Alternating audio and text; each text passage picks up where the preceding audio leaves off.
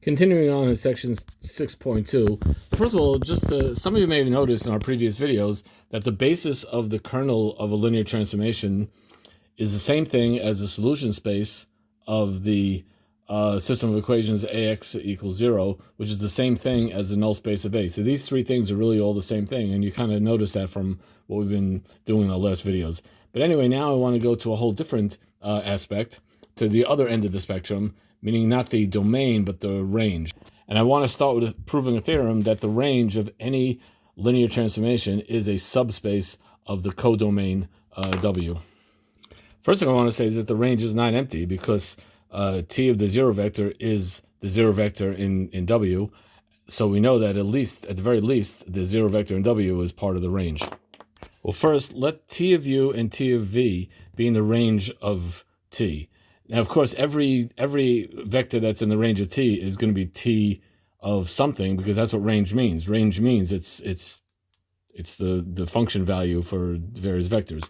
Anyway, let's just show that this is closed under the vector addition. Well, t of u plus t of v is equal to t of u plus v. That comes from being a linear transformation. But t of u plus v, by definition, is part of the range, because u plus v is a vector in v, and this is t of a vector in v. Hence, this is part of the range. Now let's look at the next part, scalar multiplication. So let t of u be in the range. Well, by definition, t of cu is also in the range, but t of cu is equal to c times t of u, which means that if t of u is in the range, c times t of u is in the range, so hence closed. So we see that we have closure under vector addition, and we have closure under scalar multiplication.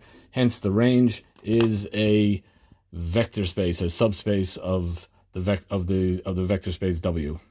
So just to show you a picture, V is a domain, W is a codomain. Here I have the kernel, and the kernel maps into the zero vector, and the zero vector is part of the range. And that's a pretty picture. So here's our one vector space, the other vector space.